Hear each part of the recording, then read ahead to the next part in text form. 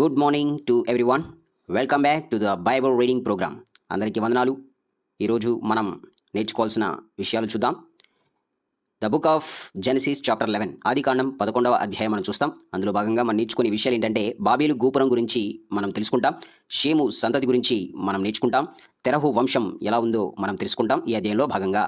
So మర్చిపోకండి, read the Bible everyday. Let's start our programme. ఇందులో భాగంగా మనం మొదటిగా నేర్చుకునే విషయం బాబేలు గోపురం ఎలా కట్టబడింది అనేది మనం చూస్తాం. మొదటి వచనం. అప్పుడు భూమిపై అందరూ ఒకే భాష మాట్లాడేవారు. వాళ్ళు తూర్పుకు ప్రయాణం చేస్తున్నప్పుడు షీనారు ప్రాంతంలో వాళ్ళకు ఒక మైదానం కనబడింది. వాళ్ళు అక్కడ స్థిరపడ్డారు. ఇక్కడ భూమి మీద ఉన్న ప్రతి మనిషి కూడా, ఎంతమంది జనాలు అయితే ఉన్నారో అంతమంది కూడా, ఇప్పుడు ప్రజెంట్ మన భూమి మీద ఉన్న జనాభా ఎంత? 700 కోట్లు సుమారుగా. సరే, అక్కడ 100 కోట్లు ఉన్నారనుకోండి, 100 కోట్లు 50 కోట్లు ఉన్నారు సుమారు అనుకుంటే, ఆ 50 కోట్లు 100 కోట్లు మంది కూడా ఒకే భాష మాట్లాడుతున్నారు. అక్కడ వేరు వేరు భాషలు లేదు. సో వాళ్ళు తూర్పుకు ప్రయాణం చేస్తున్నారు. వాళ్ళు ఉన్న ప్లేస్ కానుండి వాళ్ళు ఎక్కడికి వెళ్తున్నారంటే తూర్పు సైడ్ వెళ్తున్నారు. తూర్పు సైడ్కి వెళ్తున్నప్పుడు వాళ్ళకి ఒక ప్రాంతం కనబడింది. ఆ ప్రాంతం ఎలాంటిదంటే మైదాన ప్రాంతం అది. సో అక్కడ ఆ ప్రాంతం పేరు ఏంటంటే షీనారు ప్రాంతం. మైదానంగా ఉంది. సో వాళ్ళు అక్కడ స్థిరపడ్డారు. మైదానం ప్రాంతం అనే స్పెషల్ ప్రత్యేకత ఏంటంటే, మైదాన ప్రాంతంలో వర్షాలు బాగా పడతాయి, నేల సారవంతంగా ఉంటుంది, పంటలు బాగా పండుతుంది, నీరు పుష్కలంగా లభిస్తుంది. సో అందుకు మనుషులు నివసించడానికి అనుకూలమైన ప్రాంతం మైదాన ప్రాంతం. అందుకనే చాలామంది అక్కడే స్థిరపడతారు. రెండవ వచనం. వాళ్ళు ఒకరితో ఒకరు, మనం ఇటుకలు తయారు చేసి చక్కగా కాల్చుదాము రండి అని మాట్లాడుకున్నారు. రాళ్లకు బదులు ఇటుకలు, అతకడానికి తారు, కీళ్ళు వాళ్లకు అందుబాటులో ఉన్నాయి. సో చూడండి, వాళ్ళు ఏమనుకున్నారంటే వాళ్ళందరూ ఒక చోట కలుసుకొని వాళ్ళు ఏమనుకుంటున్నారంటే, మనం ఇటుకలు తయారు చేద్దాం, చక్కగా కాల్చుదాం, ఇటుకలు తయారు చేసి చక్కగా కాల్చుదాం రండి అని ఒకరితో ఒకరు మాట్లాడుకుంటున్నారు. రాళ్లకు బదులు ఇటుకలు తయారు చేద్దాం, అతకడానికి మనకి తారు, కీళ్ళు మనకి అందుబాటులో ఉన్నాయి, రండి మనందరం ఇటుకలు తయారు చేసుకొని కాల్చుదాము రండి అని ఒకరితో ఒకరు చెప్పుకున్నారు. సో నెక్స్ట్ మనం చూసినట్లయితే, వాళ్ళు మనం భూమి అంతటా చెదిరిపోకుండా ఉండేలా ఒక పట్టణాన్ని, ఆకాశాన్ని అంటే శిఖరం ఉన్న ఒక గోపురం కట్టుకొని పేరు సంపాదించుకుందాము రండి అని మాట్లాడుకున్నారు. సో వాళ్ళందరూ ఏమనుకున్నారంటే, ఇగో మనందరము ఒక పట్టణాన్ని, ఒక ప్రాంతాన్ని, ఆకాశాన్ని అంటే శిఖరం ఉన్న ఒక గోపురాన్ని కడదాం, ఆకాశాన్ని అంటుకొని ఒక శిఖరాన్ని కట్టుకొని ఆ పట్టణంలోనే మనం నివసించి పేరు సంపాదించుకుందాము రండి అని ఒకరితో ఒకరు మాట్లాడుకుంటున్నారు. కానీ ఇది దేవుని ప్రణాళికకు, దేవుని ప్లాన్కి ఇది వ్యతిరేకమైనది. వాళ్ళు ఒక చోట ఉంటే భూమి మొత్తం ఎలా విస్తరిస్తారు? దేవుడు ఏమన్నాడు? మీరు భూమి ఎందంతటా విస్తరించండి అని చెప్పాడు. కానీ వీళ్ళు ఒకే చోట ఉండి ఒకే చోట పేరు సంపాదించుకోవాలని చూస్తున్నారు. అది దేవునికి వ్యతిరేకమే కదా. దేవుడు ఏం చేశారో మనం చూద్దాం. నెక్స్ట్ వచనం. యెహోవా ఆదాము సంతానం కట్టిన పట్టణాన్ని, గోపురాన్ని చూడడానికి దిగి వచ్చాడు. సో ఇప్పుడు దేవుడు ఏం చేశాడంటే, ఆదాము సంతానమేగా వీళ్ళందరూ. ఆదాము సంతానం వాళ్ళు ఏమనుకున్నారు? ఒక పట్టణాన్ని, గోపురాన్ని కట్టాలని చూసినారు కదా. అందరూ ఒక చోట కూర్చొని గుమ్ముకూడి చర్చించుకుంటున్నారు కదా. సో అది దేవుడు చూశాడు. చూసి దిగి వచ్చాడు, పరలోకంలో నుండి దిగి వచ్చాడు. సో దిగి వచ్చి ఏం చేశాడో చూద్దాం. యెహోవా, ఇదిగో ఒకే భాష ఉన్న ఈ మనుషులు పని చేయడం ప్రారంభించారు. ఇక ముందు వాళ్ళు చేయాలనుకున్న ఏ పనైనా వాళ్లకు అసాధ్యం కాదు. సో వాళ్ళు ఏమనుకుంటే వాళ్ళు చేయడానికి, వాళ్ళు పని చేయాలనుకుంటున్నారు. వాళ్ళు ఏం చేయాలనుకున్నా అది వాళ్ళకి అసాధ్యం కాదు, సాధ్యమే, ఏ పనైనా చేసేస్తారు. అందుకని మనం ఏం చేద్దామనేది దేవుడు చెప్తున్నాడు. చూద్దాం నెక్స్ట్ వచనం. కాబట్టి మనము కిందకి వెళ్ళి వాళ్ళలో ఒకరి మాట ఒకరికి తెలియకుండా అక్కడ వాళ్ళ భాషను తారుమారు చేద్దాం రండి అని అనుకున్నాడు. సో ఇక్కడ దేవుడు కిందకి మనం వెళ్దాం, వెళ్ళి ఒకరి మాట ఒకరికి తెలియకుండా, నేనేం చెప్తున్నానో వాడికి తెలియకూడదు, వాడేం చెప్తున్నాడో నాకు తెలియకూడదు, అలాంటి వాడికి తెలియకూడదు. సో ఇద్దరికి వేరువేరుగా ఒకరి భావాలు ఒకరికి తెలియకుండా వాళ్ళ భాషను మనం తారుమారు చేద్దాం. ఇక్కడ భాషలు అనేది విభాగించబడింది. సో ఇక్కడ మనం చూస్తాం, దేవుడు కిందకి దిగివచ్చి వాళ్ళు చేస్తున్న పనిని బట్టి దేవుడు కిందకి దిగివచ్చి ఒకరి భావాలు ఒకరికి అర్థం కాకుండా వారి భాషను మొత్తం మార్పు చేసేసాడు, తారుమారు చేసేసాడు అనేది మనం ఇక్కడ చూస్తాం. ఇక్కడ గుర్తుపెట్టుకోండి, మనం ఇక్కడ దేవుడు అనే పదంలో మనం అనే పదాన్ని ఇక్కడ కూడా యూజ్ చేశారు. ఇది ఎక్కడ మనం చూస్తాం? ఆదికాండంలో నరుని అంటే మనిషిని నిర్మించేటప్పుడు కూడా మనం అనే పదాన్ని మనం యూజ్ చేస్తాం. ఇక్కడ మనం అంటే తండ్రి, కుమార, పరిశుద్ధాత్మ దేవుడు అనేది మనం చూడొచ్చు. తండ్రి, కుమార, పరిశుద్ధాత్మ దేవుడు అనేది మనం చూడొచ్చు. సో భాషను తారుమారు చేసే సందర్భంలో కూడా ముగ్గురు పాత్ర ఉన్నట్లు మనం చూస్తాము. సో నెక్స్ట్, ఆ విధంగా యెహోవా వారు అక్కడ నుంచి భూమి అంతటా చెదరిపోయేలా చేశాడు. ఆ పట్టణ నిర్మాణం ఆగిపోయింది. సో వాళ్ళు పట్టణాన్ని నిర్మిస్తున్నారు కదా, ఆకాశాన్ని అంటే ఒక శిఖరాన్ని కడుతున్నారు, గోపురాన్ని కడుతున్నారు కదా. ఇక్కడ పేరు సంపాదించుకోవాలని దేవునికి వ్యతిరేకంగా వాళ్ళు ఒక పట్టణాన్ని నిర్మిస్తున్నప్పుడు దేవుడు అది చూసి ఆకాశం నుండి దిగి వచ్చి వాళ్ళు ఒకరి భావాలు ఒకరు అర్థం కాకుండా వాళ్ళ భాషను తారుమారు చేసేసాడు.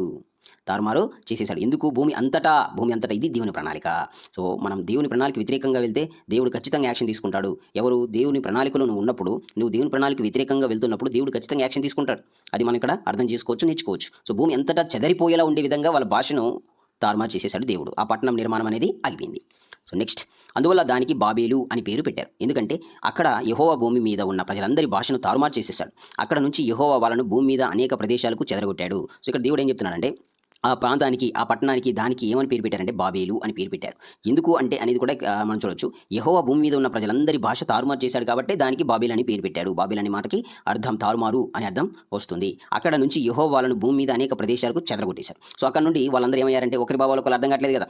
ఎవరి భావాలు ఎవరికి అర్థమవుతున్నాయో ఆ గుంపు. సో ఎవరి భావాలు ఎవరి భాష ఎవరికి అర్థమవుతుందో వాళ్ళందరూ ఒక చోట చేరి వాళ్ళందరూ భూమి అంతంతటా చెదిరిపోయారు. కొంతమంది ఇటు వెళ్ళిపోయి తూర్పుకి వెళ్ళారు, కొంతమంది పడమరకి వెళ్ళారు, కొంతమంది దక్షిణానికి వెళ్ళారు, ఉత్తరానికి వెళ్ళారు. అలా భూమి అందంతటా వాళ్ళు చెదిరిపోయారు. ఎవరి భాష ఎవరికి అర్థమవుతున్న వాళ్ళందరూ గుంపుగా కూడి ఆ గుంపు మొత్తం ఒక చోటకి వెళ్ళిపోయారు, ఇంకొక గుంపు ఇంకొక చోటకి వెళ్ళిపోయారు. అలా భూమి అంతంతటా చెదిరిపోయినట్టు మనం చూస్తాం. అది దేవుని ప్రణాళిక. సో నెక్స్ట్ వచ్చిన మనం చూసినట్లయితే షేము సంతతి గురించి మనం నేర్చుకుంటాం. చూద్దాం షేము వంశావళి. ఓకే చూద్దాం. Okay right. షేము సంతతి గురించి మనం నేర్చుకుంటాం తర్వాత. సో షేము వంశావళి ఇది. షేముకు 100 సంవత్సరాల వయసులో జలప్రలయము, తరువాత 2 సంవత్సరాలకు అర్పక్షదు పుట్టాడు. షేము వంశావళి ఏంటి అనేది మనం చూసినట్లయితే 100 సంవత్సరాల వయసులో జలప్రలయం తర్వాత షేముకు ఎన్ని సంవత్సరాలు? 100 సంవత్సరాలు. ఆ వయసులో ఎవరు పుట్టారు? అర్పక్షదు పుట్టాడు. తర్వాత 2 సంవత్సరాల తర్వాత జలప్రలయం అయిన 2 సంవత్సరాలకి షేముకి ఎవరు పుట్టారనేది మనం చూస్తాం. అర్పక్షదు పుట్టాడు. అతనికి అప్పుడు ఎన్ని సంవత్సరాలు అంటే 100 సంవత్సరాల వయసులో. సో నెక్స్ట్ వచనం. షేముకు అర్పక్షదు పుట్టిన తర్వాత ఇంకా అతనికి కొడుకులు కూతుళ్ళు పుట్టారు. అతడు 500 సంవత్సరాలు బ్రతికాడు. షేముకి ఈ అర్పక్షదు పుట్టాడు. అతనితో పాటుగా ఇంకా చాలామంది కొడుకులు పుట్టారు, కుమార్తెలు పుట్టారు. కుమార్తెలు కొడుకులు అందరూ పుట్టారు. అర్పక్షదు మాత్రమే కాదు, వాళ్ళ పేర్లు అయితే రాయబడలేదు, చాలామంది పుట్టారు. సో అతని ఎన్ని సంవత్సరాలు బ్రతికాడంటే 500 సంవత్సరాలు బ్రతికాడు ఫ్రెండ్స్. ఎన్ని సంవత్సరాలు బ్రతికాడు ఫ్రెండ్స్? 500 సంవత్సరాలు బ్రతికాడు. సో నెక్స్ట్ వచనం. అర్పక్షదుకు 35 సంవత్సరాల వయసులో షేలహు పుట్టాడు. ఇప్పుడు అర్పక్షదు వంశావళి. అర్పక్షదుకు ఎవరు పుట్టారు? షేలహు పుట్టారు ఫ్రెండ్స్. షేలహుకి పుట్టినప్పుడు అర్పక్షదుకు ఎన్ని సంవత్సరాలు? 35 సంవత్సరాలు. 35 సంవత్సరాల వయసులో షేలహు పుట్టాడు. నెక్స్ట్ వచనం. అర్పక్షదుకు షేలహు పుట్టిన తర్వాత ఇంకా అతనికి కొడుకులు కుమార్తెలు పుట్టారు. అతడు 403 సంవత్సరాలు బతికాడు. అర్పక్షదు ఎన్ని సంవత్సరాలు బతికాడు? 403 సంవత్సరాలు బతికాడు. ఇంకా షేలహుతో పాటు అతనికి కొడుకులు కుమార్తెలు చాలామంది పుట్టారు ఫ్రెండ్స్. అది మనం గుర్తుపెట్టుకోవాలి. So next. షేలహుకు 30 సంవత్సరాల వయసులో ఏబరు పుట్టాడు. ఇప్పుడు షేలహు వంశావళి. షేలకు ఎవరు పుట్టారు?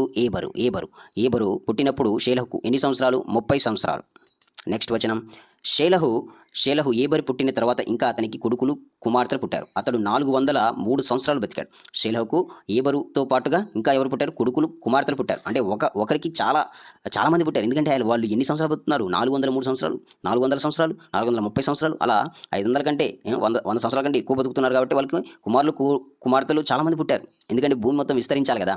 అందుకనే అప్పుడు అంతమంది ఒకరి నుండి అంతమంది సంతానం వచ్చినట్టు మనం చూస్తాం. సో షేలహు ఎన్ని సంవత్సరాలు బతికాడు? 403 సంవత్సరాలు. 403 సంవత్సరాలైనా బతికాడు షేలహు. ఏబెరుకు 34 సంవత్సరాల వయసులో పెలగు పుట్టాడు. పెలగు. సో ఎవరు? పెలగు పుట్టినప్పుడు ఏబెరుకు ఎన్ని సంవత్సరాలు? 34 సంవత్సరాలు. నెక్స్ట్ వచనం. ఏబెరుకు పెలగు పుట్టిన తర్వాత ఇంకా అతనికి కొడుకులు కుమార్తెలు పుట్టారు. అతడు 430 సంవత్సరాలు బతికాడు. ఏబెరు ఎన్ని సంవత్సరాలు బతికాడంటే 430 సంవత్సరాలు బతికాడు. అతనికి పెలగు పుట్టిన తర్వాత కూడా కొడుకులు కుమార్తెలు పుట్టారు. సో ఇందాక మనం చెప్పుకున్నాగా అలానే రిపీట్ అయింది. నెక్స్ట్ వచనం. నెక్స్ట్ మనం చూసినట్లయితే షేము సంతతి మనం చూసినట్లయితే పెలగుకు 30 సంవత్సరాల వయసులో రయ్యు పుట్టాడు. 30 సంవత్సరాల వయసులో ఎవరు పుట్టారంటే రయ్యు పుట్టినప్పుడు పెలగు వయసు 30 సంవత్సరాలు. నెక్స్ట్. పెలగుకు రయ్యు పుట్టిన తర్వాత ఇంకా అతనికి కొడుకులు కుమార్తెలు పుట్టారు. అతడు 209 సంవత్సరాలు బతికాడు. పెలగు ఎన్ని సంవత్సరాలు బతికాడంటే 209 సంవత్సరాలు బతికాడు. రయ్యు పుట్టిన తర్వాత కూడా కొడుకులు కుమార్తెలు పుట్టినట్టుగా మనం చూస్తాం. నెక్స్ట్ వచనం. రయ్యుకు 32 సంవత్సరాల వయసులో సెరూగు పుట్టాడు. సెరూగు పుట్టిన తర్వాత రయ్యుకు 32 సంవత్సరాలు. సెరూగు పుట్టిన తర్వాత ఇంకా అతనికి కొడుకులు కుమార్తెలు పుట్టారు. అతడు 207 సంవత్సరాలు బతికాడు. రయ్యుకు ఎన్ని సంవత్సరాలు బతికాడు? 207 సంవత్సరాలు బతికినట్టుగా మనం ఈ వచనంలో చూస్తాం. ఎవరు? రయ్యుకు. నెక్స్ట్ వచనం. సెరూగు 30 సంవత్సరాల వయసులో నాహోరు పుట్టాడు. ఎవరు? నాహోరు పుట్టినప్పుడు సెరూకు ఎన్ని సంవత్సరాలు? 30 సంవత్సరాలు. సెరూగుకు నాహోరు పుట్టిన తర్వాత ఇంకా అతనికి కొడుకులు కుమార్తెలు పుట్టారు. అతడు 200 సంవత్సరాలు బతికాడు. సెరూగు ఎన్ని సంవత్సరాలు బతికాడు? 200 సంవత్సరాలు బ్రతికినట్టుగా మనం చూస్తాం ఫ్రెండ్స్. నెక్స్ట్ వచనం. నాహోరుకు 29 సంవత్సరాల వయసులో తెరహు పుట్టాడు. తెరహు పుట్టినప్పుడు నాహోరుకి ఎన్ని సంవత్సరాలు? 29 సంవత్సరాలు. వీళ్ళందరూ ఎవరి సంతానము? షేము సంతానం. షేము ఎవరు? నోవా సంతానం. నోవా నుండేగా షేము వచ్చింది ఇది, అంతే కదా ఫ్రెండ్స్. సో షేము నుండి ఎవరు వచ్చారు? నాహోరు వచ్చారు. నాహోరు నుండి తెరహు పుట్టాడు. తెరహు పుట్టినప్పుడు నాహోరుకు 29 సంవత్సరాలు. నాహోరుకు తెరహు పుట్టిన తర్వాత అతనికి కొడుకులు కుమార్తెలు పుట్టారు. అతడు 109 సంవత్సరాలు బతికాడు. అంటే 119 సంవత్సరాలు బతికాడు. ఎవరు? నాహోరు. సో నెక్స్ట్ వచనం మనం చూసినట్లయితే తెరహు వంశం చూస్తాం. ఇప్పుడు దాకా మనం షేము వంశం గురించి నేర్చుకున్నాం కదా. ఇప్పుడు తెరహు వంశం గురించి మనం నేర్చుకుంటాం ఫ్రెండ్స్. నెక్స్ట్ వచనం, తెరహుకు 70 సంవత్సరాల వయసులో అబ్రహాము, నాహోరు, హారాన్లు పుట్టారు. ఇక్కడ తెరహుకు 70 సంవత్సరాలు వచ్చింది. ఆ 70 సంవత్సరాల వయసులో 3 కుమారులు పుట్టారు. వాళ్ళు ఎవరంటే అబ్రామ్. ఎవరు? అబ్రహాం కాదు, అబ్రాము. అతని పేరు అబ్రాము, నాహోరు, హారాను. ఈ 3 పుట్టారు. ఎవరికి? తెరహు. ఎన్ని సంవత్సరాల వయసులో? 70 సంవత్సరాల వయసులో. నెక్స్ట్ వచనం, తెరహు వంశావళి ఇది.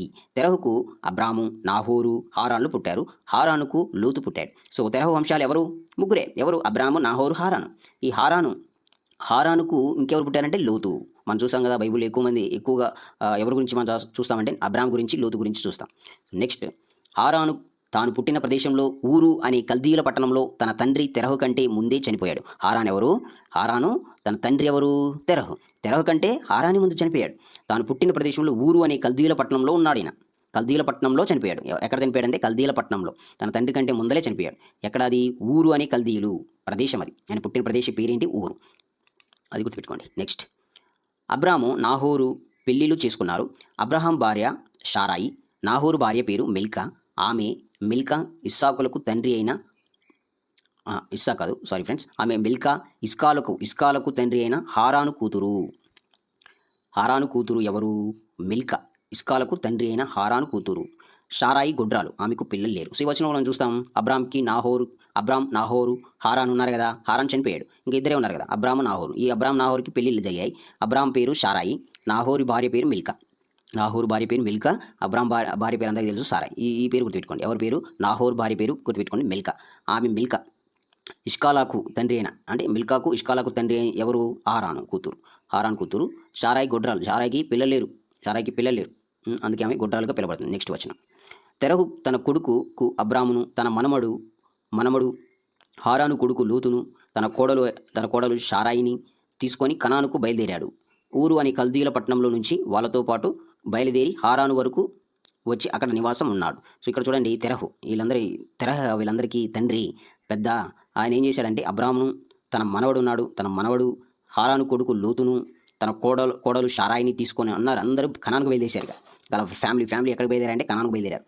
ఊరు అని కల్దీల పట్టణంలో ఉన్నారు. ఊరు అని కల్దీల పట్టణంలోనే కదా మన హారాన్ చనిపోయింది. అక్కడ నుంచి వాళ్ళు బయలుదేరి వెళ్ళిపోయి ఎక్కడికి వెళ్ళారంటే హారాన్ వరకు వచ్చి అక్కడ నివాసం చూశారు. ఎక్కడ వరకు? హారాన్ అనే పట్టణం ఉంది, ప్రదేశం ఉంది. అక్కడ వరకు వచ్చి అక్కడ నివాసం కాపురం ఉన్నట్టు మనం ఈ వచనంలో చూస్తాం ఫ్రెండ్స్. నెక్స్ట్ వచనం, తెరహు 205 సంవత్సరాలు బతికి హారానులో చనిపోయారు. హారానులో ఎవరు చనిపోయారంటే తెరహు. ఏ వయసులో చనిపోయారంటే 205 సంవత్సరాలు బతికాడు. ఆయన బతికిన సంవత్సరాలని 205 సంవత్సరాలు బతికి తర్వాత హారాన్లో చనిపోయారు తెరహు వంశాలలో నుండే అబ్రామ్ వచ్చాడు. అబ్రహాము, నాహోరు, హారాన్ వచ్చారు. హారాను యొక్క కుమారుడు ఎవరంటే లోతు అనేది మనం ఇక్కడ చూస్తాం ఫ్రెండ్స్. నెక్స్ట్, ఇక్కడ ఈ అధ్యాయంలో మనం చూడాల్సిన విషయాలు మనం చూసాం. షేము సంతతి గురించి, తర్వాత తెరహు వంశావళి గురించి మనం ఇక్కడ నేర్చుకున్నాం ఫ్రెండ్స్. సో ఇది ఈ అధ్యాయంలో మనం చూడాల్సిన విషయాలు. ఒకసారి బైబిల్ చదవండి, అర్థం చేసుకోండి, అర్థం కాని విషయాన్ని అండర్లైన్ చేసుకోండి. మనం భవిష్యత్తులో దేవుని చిత్తమైతే ఆ విషయాన్ని నేర్చుకోవడానికి ప్రయత్నం చేద్దాం. Thanks to everyone. Gospel message to the world. దేవుని నామానికి మహిమ కలుగును గాక. ఈ వాక్యాన్ని దేవుడు దీవించును గాక. మరొక అధ్యాయంతో మరొక రోజు కలుసుకుందాం. అందరికీ వందనాలు. Thank you.